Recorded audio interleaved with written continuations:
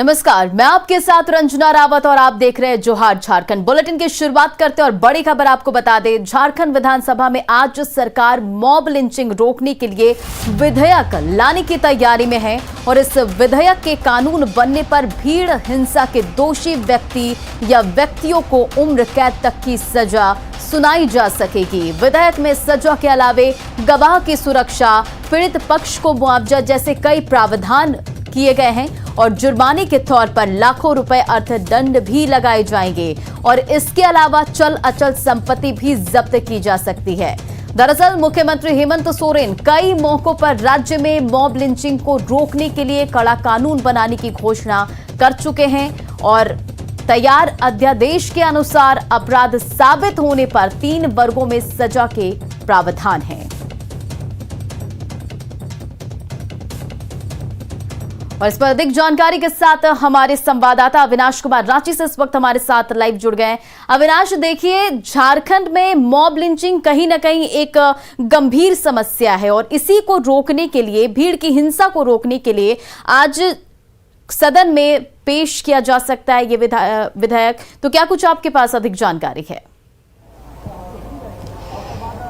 नहीं, आपने सही कहा। और झारखंड जैसे प्रदेश में अगर हम पूरे 21 साल के इतिहास को भी देखें तो कई लोगों की जान इस मॉब लिंचिंग में जा चुकी है। बहुत सारे ऐसे जिले हैं जहां इस तरह की घटना की पुनरावृत्ति भी हुई है। जो अनियंत्रित भीड़ का जो कहर होता है उसके जो आंकड़े हैं वो झारखंड में बताने के लिए काफी हैं कि किस तरह से समय के साथ मॉब लिंचिंग की घटनाएं भी बढ़ी हैं। सरकार किसी की भी हो, लेकिन इस तरह की घटनाएं घटती रहती है। इस वक्त जो आज शीतकालीन सत्र चल रहा है, शीतकालीन सत्र का आज चौथा दिन है और आज जो हेमंत सोरेन सरकार है वो सदन के अंदर मॉब लिंचिंग को लेकर विधेयक ला सकती है। इसकी पूरी तैयारी कर ली गई है और उसमें जो बातें सामने आ रही हैं कि इस तरह की घटना में अगर आपकी संलिप्तता होती है, चाहे वो समाज हो, वर्ग हो, जाति हो, आहार हो, व्यवहार हो, इसके आधार पर आपको चिन्हित किया जाएगा। इसके लिए नोडल अधिकारी भी बनाए जाएंगे अलग अलग क्षेत्रों में और वो इस तरह की घटना पर नजर रखेंगे। अगर इस तरह की घटना में किसी भी व्यक्ति की भूमिका जग जाहिर होती है, चिन्हित होती है, तो 1 साल से लेकर आप 3 साल तक की शुरुआती दौर में कहें 1 लाख से लेकर 3 लाख तक की बात करें, मृत्यु हो जाने के बाद जो प्रावधान है, जिस तरह से विधेयक में जो उल्लेख किया गया है उसके अनुसार आजीवन कारावास और 25 लाख रुपए तक का जुर्माना हो सकता है। तो इस विधेयक के जरिए हम ये कह सकते हैं कि एक राज्य के अंदर में ये कोशिश होगी कि आने वाले समय में इस विधेयक के जरिए वैसे लोग जो लगातार इस तरह के अनियंत्रित भीड़ के अंदर जाने के बाद अनियंत्रित भीड़ को आप कह सकते हैं कि मॉब लिंचिंग के मार्फत कितने लोगों की उन्होंने जान ली है, तो उसे कैसे आप रोक सकते हैं, इस घटना पर कैसे विराम लगाया जा सकता है, उसकी एक पहल आज सदन के अंदर देखने को मिलेगी। लेकिन इसमें यह भी देखना होगा जो मुख्य विपक्षी दल है बीजेपी, उसकी क्या भूमिका रहती है, उसका कितना समर्थन मिलता है। देखना होगा कि इस विधेयक के पेश होने के बाद क्या कुछ होता है और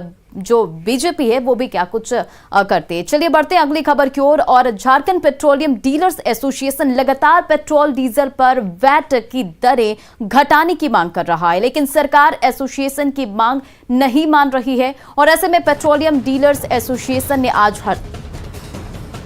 हड़ताल का ऐलान कर दिया है और एसोसिएशन सरकार से पेट्रोल पर 5% वैट घटाने की मांग कर रहा है। उनका कहना है कि अगर सरकार वैट की दर 22% से घटाकर 17% कर दे तो लोगों को बड़ी राहत मिलेगी। पड़ोसी राज्य में तेल के दाम काफी कम है, जिससे उन्हें काफी नुकसान हो रहा है। और आपको बता दें कि झारखंड में करीब 1400 पेट्रोल पंप है, जिनसे सीधे तौर पर 2.5 लाख से अधिक परिवारों की आजीविका जुड़ी है और अधिक वैट होने की वजह से व्यवसाय तो प्रभावित हो ही रहा है, आम नागरिकों को भी परेशानी हो रही है। आज सुबह 6 बजे से शाम 6 बजे तक पेट्रोल पंप जो पंप है वो बंद है।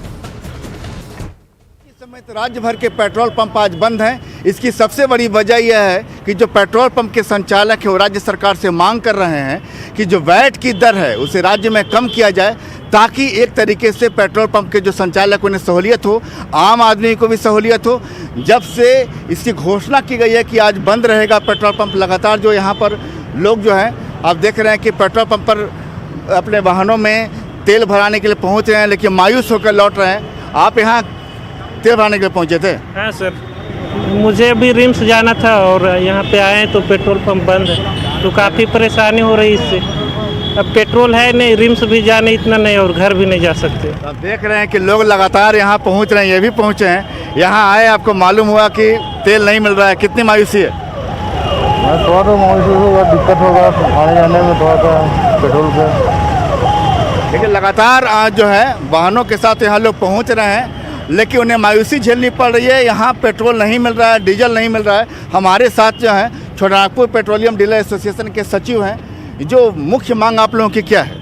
हमारी मुख्य मांग है सरकार से कि वैट को जो 22% है उसको घटा के 17% किया जाए, क्योंकि हम जो पड़ोसी राज्य से जो है वैट में ज़्यादा है, जिसके वजह से जो हमारा जो इंडस्ट्रीज़ ऐसा कुछ है नहीं इस राज्य में। हम लोग बेसिकली ट्रांसपोर्ट पर निर्भर करते हैं, तो ट्रांसपोर्टेशन हमारे यहाँ जो है तेल महंगा होने की वजह से ट्रांसपोर्टर नहीं ले रहे हैं। तो हमारी सरकार से वही मांग है कि उसको घटा के 22% से जो है 17% किया जाए। पहली मांग हमारी ये है। दूसरी मांग हमारी ये है सरकार से कि जो भी हमारा सरकारी बकाया है पेट्रोल पंप का, उसका भुगतान किया जाए, क्योंकि करीब करीब राज्य भर में 1800 पंप है और करीब करीब हर पेट्रोल पंप का कहीं ना कहीं किसी विभाग से जुड़ाव है और उनका भुगतान नहीं होने की वजह से आज वो असमर्थ है तेल मंगाने में। बिल्कुल, राजधानी रांची समेत राज्य जो है गतिमान अगर नज़र आता है तो पेट्रोल और डीजल की वजह से। लिहाजा देखना यह है कि सरकार इन मांगों पर ध्यान कब देती है। कैमरामैन अमित के साथ संजय कुमार सिन्हा, न्यूज़ 18 रांची। और इधर पाकुड़ के मनिकापाड़ा पंचायत के मुखिया के वाहन पर अज्ञात अपराधियों ने बम से हमला कर दिया और बमबारी के बाद अपराधियों ने मनिकापाड़ा के मुखिया कौशर अली को गाड़ी से खींचकर बाहर निकाला और धारदार हथियार से हमला कर दिया। हमले में मुखिया कौशर अली और एक बच्चे की मौत हो गई और घटना में मुखिया की पत्नी भी गंभीर रूप से घायल हो गई है, जिन्हें बेहतर इलाज के लिए पश्चिम बंगाल रेफर किया गया है। घटना उस वक्त की बताई जा रही है जब मुखिया अपने गांव जा रहे थे। मुखिया की गाड़ी जैसे ही हटिया मोड़ के पास पहुंची, पहले से घात लगाए अपराधियों ने वाहन पर बमबारी कर दी। जाने वाले रास्ता में कौशर मुखिया करके एक आदमी की गाड़ी पर कुछ बदमाशों के द्वारा घात बना के हमला किया था उनसे। उसके बाद उसको गाड़ी से निकाल के उनके ऊपर चाकू से हमला किया था और जब उनको और उनके परिवार वाला को अस्पताल पहुंचाया तो उनको मृत घोषित किया गया था। इनको और बेटी था, वो नाजुक थी और उनका भी डेथ कुछ टाइम के बाद हुआ है। ये बेसिकली इनका कुछ लोगों के साथ विवाद चल रहा था, विवाद के कारण होने का बात सामने आ रहा है। हम लोगों को पकड़ने के लिए हम लोग अभी अलग से एक एसआईटी का गठन किया है एसडीपीओ पाकुड़ के नेतृत्व में। हम लोग अभी कोशिश कर रहे हैं।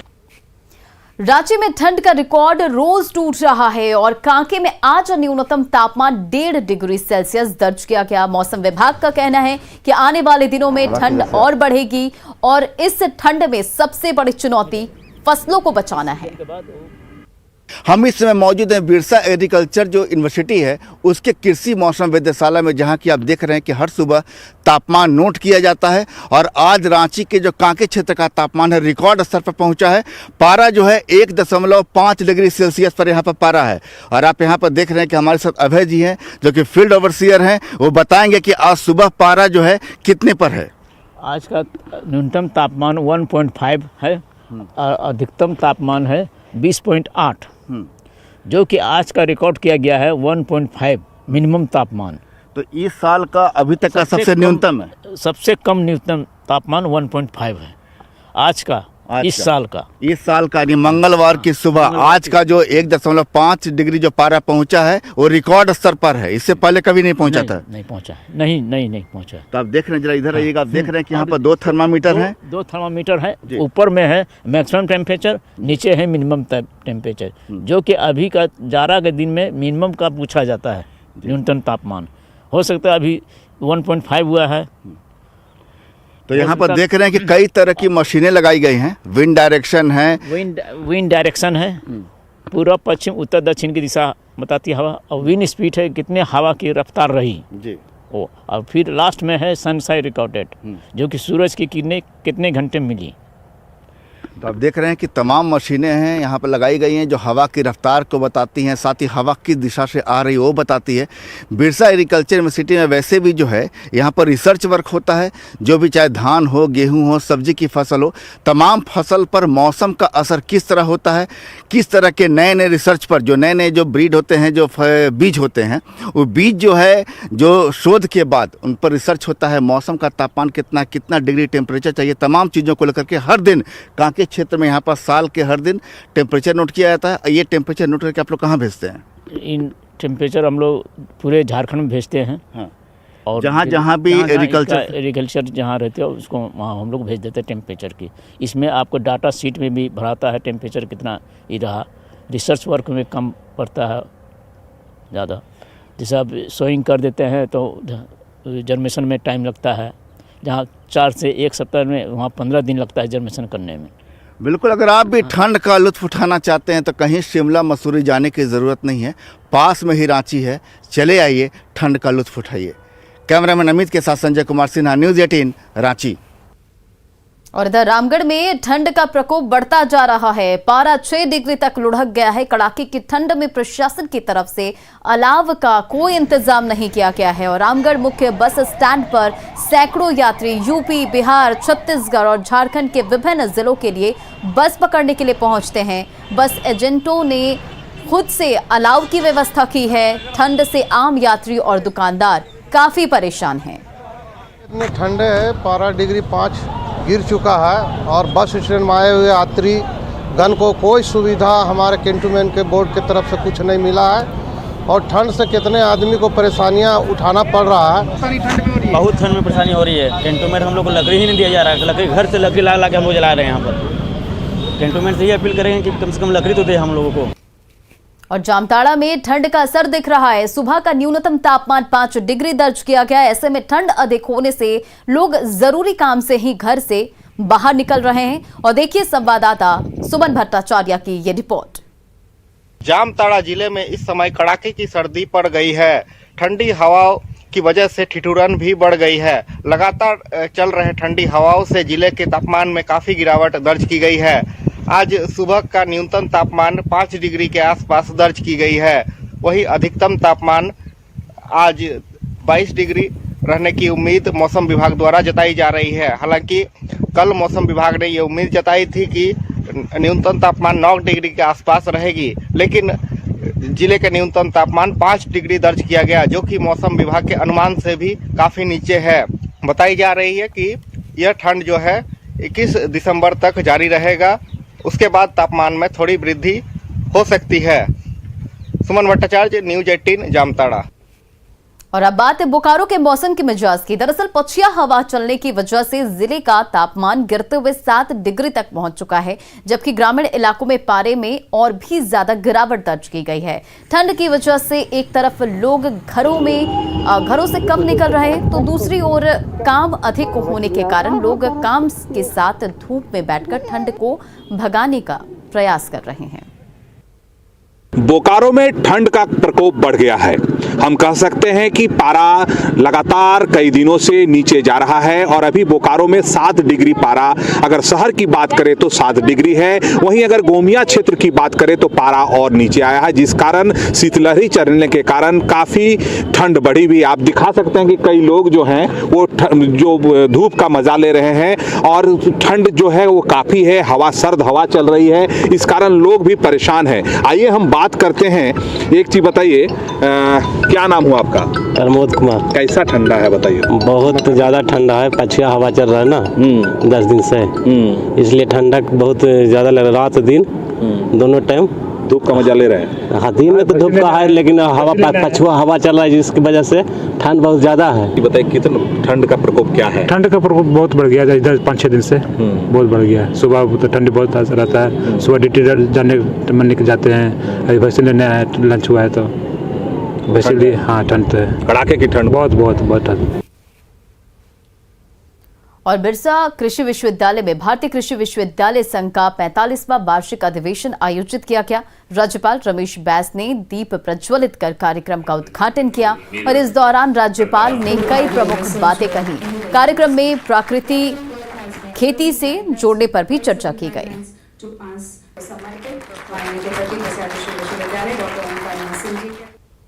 गुमला में कोरोना वैक्सीन को लेकर लोगों को जागरूक किया जा रहा है, फिर भी टीकाकरण में कमी देखी जा रही है। आंकड़ों के हिसाब से देखें तो यहां पहले डोज लेने वालों का आंकड़ा 71% हो चुका है, लेकिन दूसरी डोज लेने वालों का आंकड़ा सिर्फ 37% है। ओमिक्रॉन के बढ़ते खतरे के बीच ये चिंता की बात है।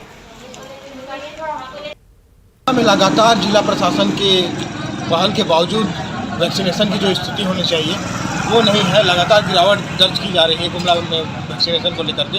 अभी हम सदर अस्पताल परिसर में मौजूद हैं और यहाँ की जो वैक्सीनेशन स्थिति है, पहले फर्स्ट डोज में जिला में जो वैक्सीनेशन था वो 51% मात्र था, जिसे प्रधानमंत्री के आह्वान के बाद लोग जागरूक हुए और 71% अभी तक मात्र पहला डोज में लोगों ने कोरोना वैक्सीन ली है।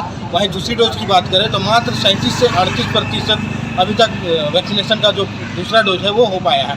तो ये एक अपने आप में सोचने वाली बात है कि गुमला के इलाके में 37-38% मात्र वैक्सीनेशन होना, ये अपने आप में एक बड़ा सवाल खड़ा करता है।